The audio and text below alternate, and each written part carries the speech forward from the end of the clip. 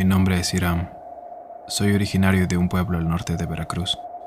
No soy muy bueno escribiendo, pero trataré de plasmar lo mejor posible lo que aquella noche sucedió.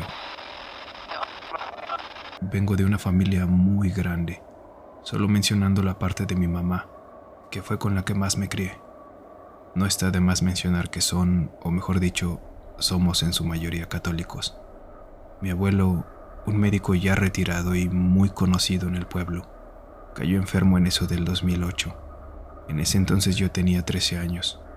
Me acuerdo que esos últimos meses lo habían estado llevando a la Ciudad de México para hacerle chequeos con doctores más especializados, algunos de ellos conocidos de mi abuelo.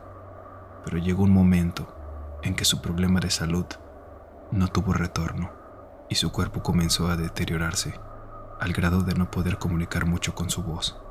Y en ese lapso de tiempo, mi abuelita le contó a mi mamá que estaban llegando muchas personas de las comunidades a visitarlo, pero que eran muchísimas, incluyendo a gente que nunca había visto en su vida. Personas que iban, se paraban enfrente de la casa, desde la ventana se persinaban y se iban. Que algunos lo pasaban a ver a su casa, pero en general no hablaban mucho, que eran muy silenciosos y que durante el día no paraban de llegar. Y llegó un momento en el que mi abuela, ya cansada, pues no había dormido mucho, pide llevar a mi abuelito a mi casa, porque era mucha la gente a la que lo estaba yendo a visitar, y su casa no era tan amplia como para recibir a tanta gente. Aquel día lo llevaron, y mi abuelo, como pudo, pidió que no lo metieran a la casa, que lo dejaran en la parte del zaguán. Entre el portón y la puerta de la casa, lo acomodaron unos tíos en una camilla especial de hospital. Eso sucedió en la mañana como a las 8, y como a eso de las 10, cuando le estaban dando de comer, comenzó a llegar la gente. Muchísimas personas de diferentes comunidades. Aquel día parecía que la gente no dejaba de llegar. Algunos solo llegaban, lo veían y se iban. Otros se quedaban sentados, y entre ellos sí iban también personas que conocíamos a despedirse de él. Él ya casi no hablaba, solo los veía, pues ya no tenía muchas fuerzas. Yo todo lo veía por la ventana, desde la cocina, con la muchacha que ayudaba con la limpieza en la casa. Su nombre era Flor, y venía de una comunidad lejana. Fue quien me cuidaba desde niño, pero ese día la desconocí por completo. Adoptó una actitud muy extraña, pues en vez de ayudar a mi mamá a servir café o a limpiar lo que se iba quedando de la gente que se iba yendo, hizo algo muy inusual, y fue comenzar a decir que ella podía ver a mi abuelo despidiéndose ese día. Al inicio todos la ignoramos.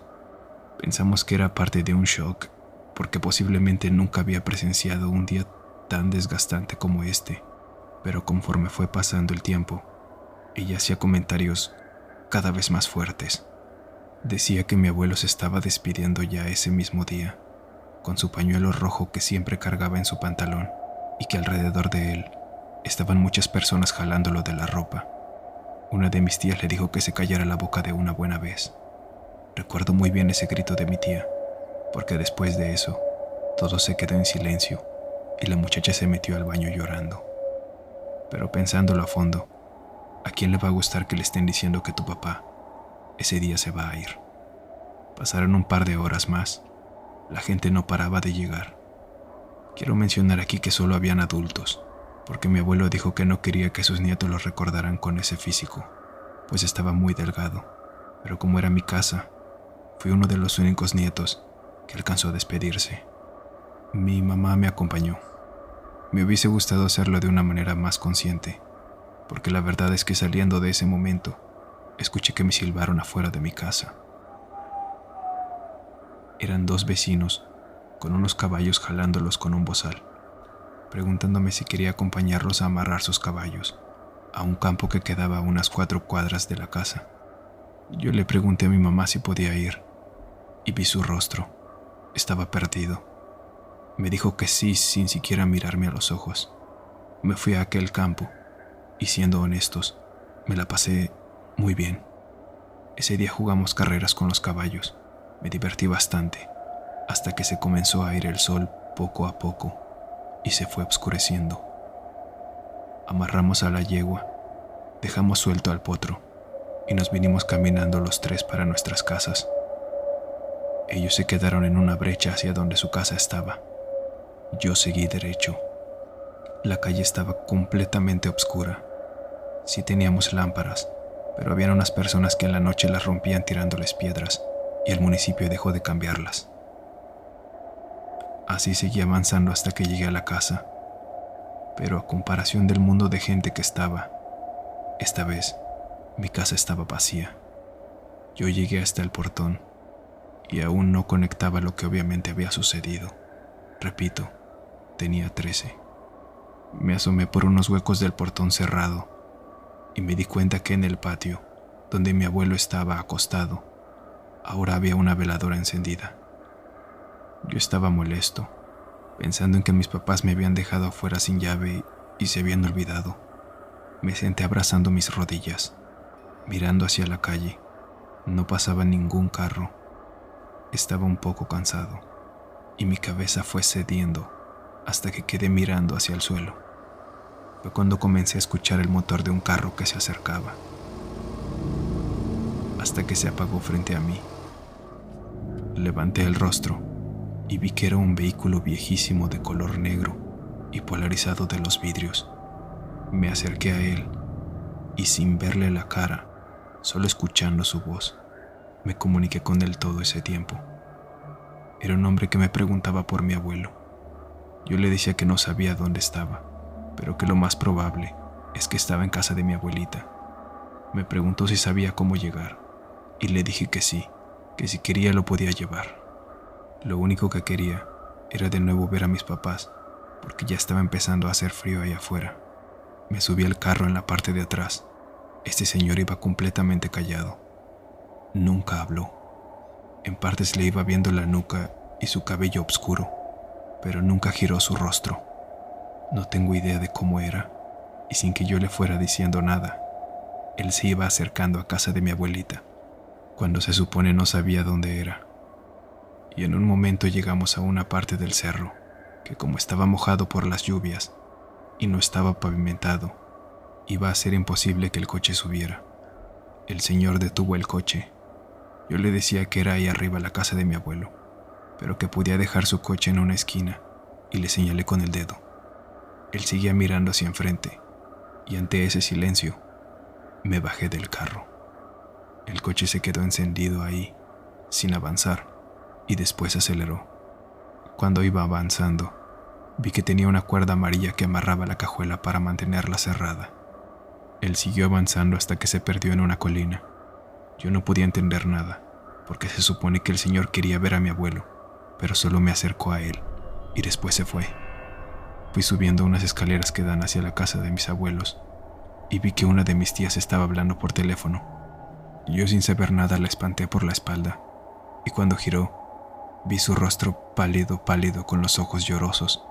Me da un abrazo, y fue donde por fin me doy cuenta de que ese día mi abuelo se había ido. Fue para mí terrible ir subiendo y viendo cómo otra tía nos iba preparando a todos los nietos, explicando a dónde se había ido. Era un mar de lágrimas aquella casa. Las sillas ya estaban rentadas desde antes, ya era sabido, pero yo no lo sabía. Lo interesante fue que preguntándoles a mis primos, que en ese entonces la mayoría tenía menos de 15, mencionan cómo cada uno fue llegando de manera muy extraña al cerro de la casa de mi abuelo. Unos dicen que hubieron personas que simplemente pasaron por ellos, diciendo que los habían mandado sus papás y los habían dejado igual que a mí. Otros dicen que era mi mismo abuelo, que nos estaba reuniendo a todos como familia, como si su deseo era tenernos a todos juntos aquella noche, de cualquier manera. Otra cosa interesante era que la gente, con el paso de los días, lo seguía yendo a visitar, al grado que a mi abuelita le costó demasiado dejarlo ir, pues las personas seguían yendo, y algunos decían que no era posible que ya no estuviera entre nosotros, si apenas lo habían visto en el centro. Otra persona dijo que apenas lo había saludado en la entrada del pueblo, pero la realidad era que desde semanas atrás le habían dado una cristiana sepultura. Me resulta muy extraño comprender quién era en realidad este hombre que me acercó a mi abuelo, aunque después de escuchar como algunos de mis primos fueron llegando, no sé si realmente me hubiera gustado verle la cara.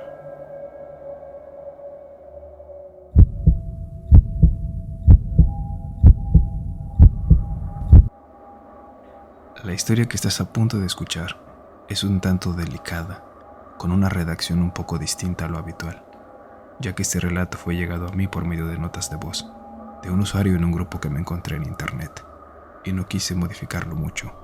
Se recomienda discreción.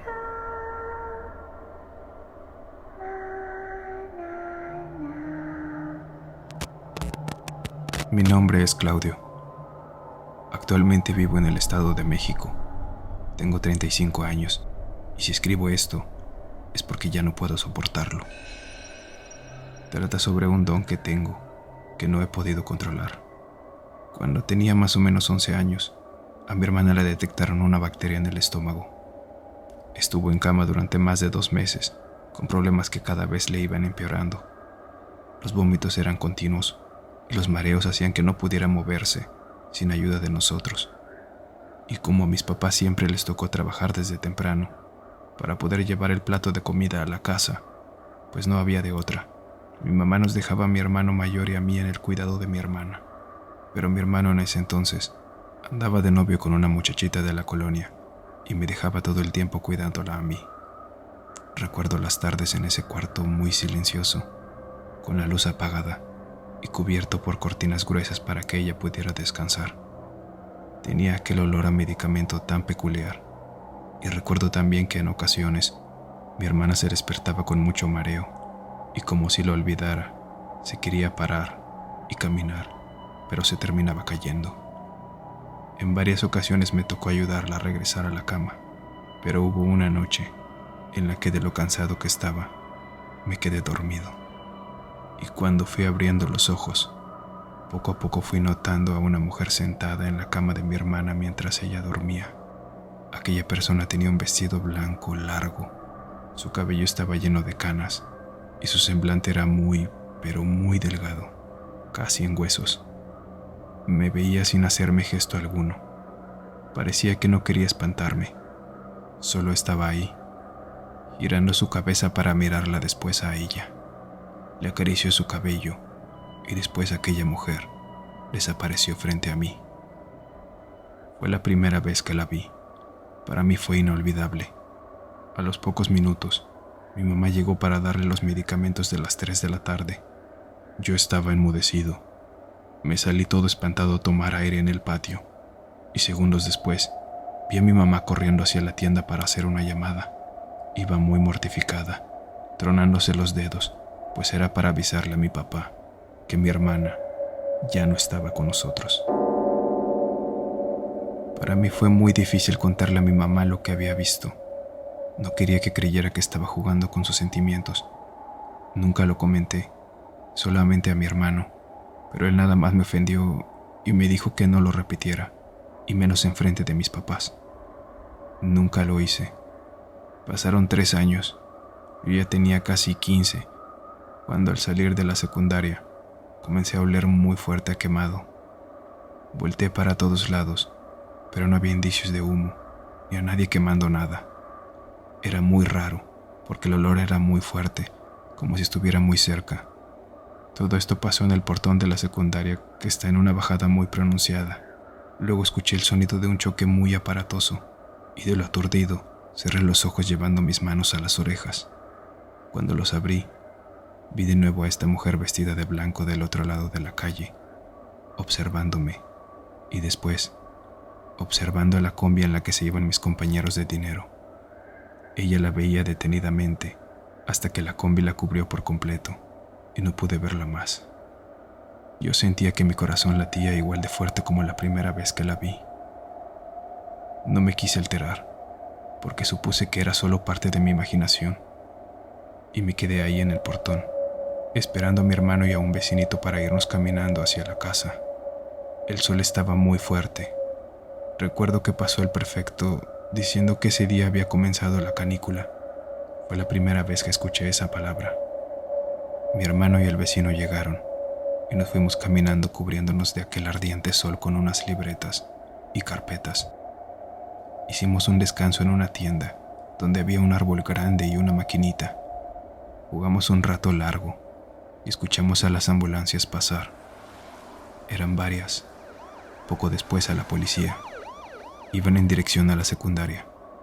Salió la dueña de la tienda persinándose, preguntándonos que qué había pasado. Los tres respondimos que no sabíamos, y después nos fuimos a casa.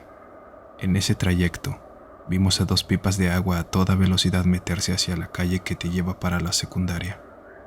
No sé cómo o por qué fui yo a quien le tocó este don. Hasta el día de hoy, sigo sin saberlo. Pero la noticia de aquella pipa de gas, que sin freno se había estrellado contra esa combi llena, a punto de salir, salió en el periódico en primera plana al siguiente día. Y era la historia que a donde te pararas, ibas a escuchar. El pueblo entero estaba de luto por todos esos compañeros que se fueron. Las imágenes mostraban la pipa recargada sobre la combi volteada totalmente de cabeza. La fuga de la pipa ocasionó aquella explosión, y sucedió lo que mis compañeros que alcanzaron a ver llamaron un infierno. Más o menos ahí fue que para mí quedó confirmado que ese poder o don que tenía era algo que tenía que entender, o por lo menos saber qué hacer. Y de nuevo no le dije a nadie, más que a mi hermano, y él le dijo a sus amigos, los cuales me tacharon de raro. Nadie me creyó. Pasaron unos años, y cuando cumplí la mayoría de edad, tomé la decisión de no continuar la escuela, y me mudé para trabajar con mis tíos en un taller de carpintería que tienen en el Estado de México, que es donde hasta el día de hoy trabajo.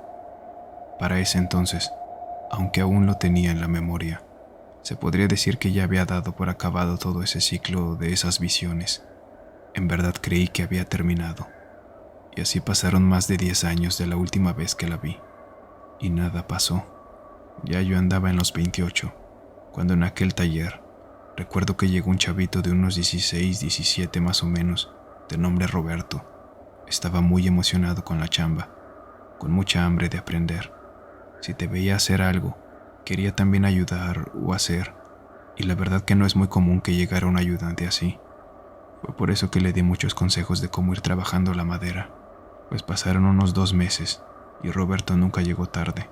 Se quedaba ahí hasta noche. Te pedía usar herramienta que llevaba ya más cuidado, y poco a poco se le fue dando la confianza. Algo que mi tío nunca permitía era que alguien que no fuera yo tocara la sierra de mesa. Pues una tarde estaba yo usándola y se me acercó muy curioso, haciéndome preguntas de cómo usarla. Le fui hablando sobre las distancias que había que tomar, algunos seguros, un botón de emergencia, todo eso, pero nunca le dije que ya podía usarla. Y en nuestro descanso, cuando nos estábamos comiendo unos tacos, él se acerca a mí para platicar y comienzo a oler muy fuerte como el metal mojado, como a fierro oxidado. Yo volteo la cara por todos lados y le pregunto a Roberto, ¿huele algo raro? ¿Tú no hueles? Él me dijo que no y siguió comiendo. Yo giro la cara y veo detrás de él, en el marco de la puerta, a una persona de espalda sentada, girando su rostro para verme, y apenas la veo, la reconozco, y cierro los ojos para no ver qué iba a ver. Me tapo las orejas y empiezo a gritar como un niño bien fuerte para no escuchar nada. Roberto se para del susto y se hace para atrás caminando de espaldas, y con el pantalón o la pierna enciende la sierra. Yo fui hacia él, y él hacia el botón de emergencia. La apaga y se va gritándole a mi tío. Para ese entonces mi tío Raúl sabía que yo había tenido problemas de más joven y me trata de tranquilizar. Hablan con mis papás y me internan en el hospital. Pero yo antes de irme, cuando todavía estaba en el taller, le dije a mi tío que se cuidara mucho, que algo podía pasar, que corriera a Roberto, que no dejara que mis primitas anduvieran cerca del taller. Pero todos ahí me trataron de paniqueado. Pasaron 2 días. A mí me hicieron según análisis y nada me encontraron. Ellos creían que yo andaba intoxicado, pero no. Nunca me he metido nada. Total que toda esa noche del hospital no dejaba de recordar esa imagen de esa señora, observándome con una tranquilidad que te quite la respiración sin que te des cuenta. Y la verdad que llegó un punto que ya quería apagar mi mente, Quería detener todo esto en mi cabeza, y esa noche le marqué a mi hermano y le dije, ¿sabes qué? Ya no puedo con esto. Acabo de ver lo mismo que las veces que te he contado. Y él de una vez me responde que ya tiene familia, que lo perdone, pero que ya no le vuelva a contar nada, que él no podía hacer nada y que no quería contaminar a sus hijos con eso, y terminó colgando. Al tercer día me dieron de alta y creí que ya la había librado, hasta que recibí una llamada de mi tío muy alterado, diciendo que Roberto había tenido nuevamente un accidente con la sierra. No voy a explicar exactamente qué parte fue la que se llevó, pero aunque estaba muy alterado por la noticia, sentía que algo de mí estaba entendiendo y creía que si se me aparecía, después de observarme, observaría a la persona que se llevaría. No lo sé, pero creía que le había cambiado la manera en que normalmente sucedía al cerrar los ojos.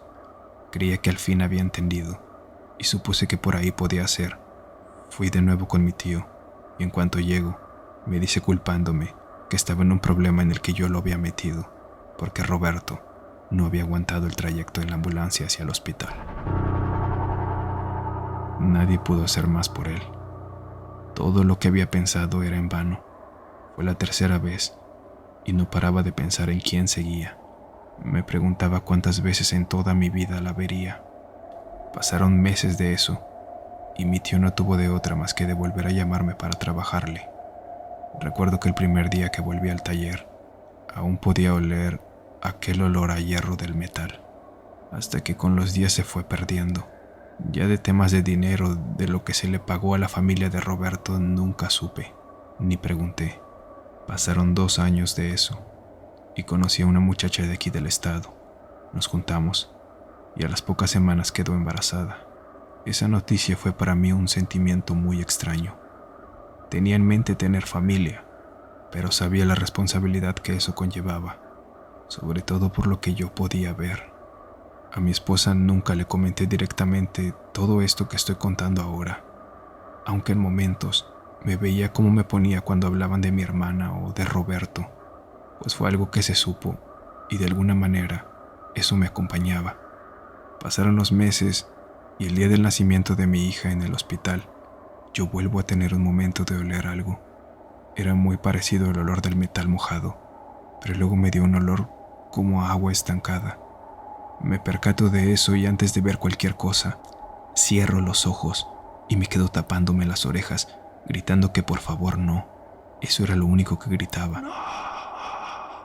Unos doctores de ahí junto con un guardia me llevaron a una camilla y me tranquilizaron. Hasta donde supe en todo momento cooperé. Lo que no quería era verla y creí que la había burlado, pero no pasó así. Fue en mis sueños. Era el mismo cuarto de hospital y la vi de espaldas. El mismo olor estaba en la habitación, pero no podía mover mi rostro ni cerrar los ojos. La tuve que ver. En aquel sueño estaba mi esposa embarazada y me tomaba de la mano en aquella camilla de hospital. Aquel ser me miró por un buen rato. Yo no quería que quitara la vista de mí, hasta que después cambió su mirada hacia la panza de mi mujer. Cuando desperté me dieron la noticia. Ese ha sido el peor día de mi vida. Fue el momento en que todo esto me rebasó. No se trata de un problema en la mente, porque todo sucedía. Mi esposa y yo continuamos solos. Cada día que pasa, me lamento por ser yo a quien le sucede todo esto. Trato de no conocer a gente nueva. Por ahora no quiero tener más familia, ni visitar a mis amigos ni familiares. No sé cuándo, pero sé que la volveré a ver, y algún día no tendrá hacia dónde ver más que a mí, y creo que lo tendré que aceptar. Cuídate, cuídense.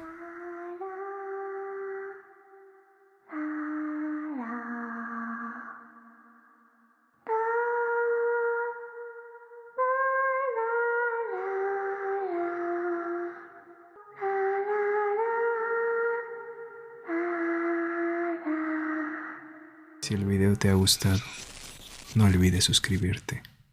Hasta la próxima.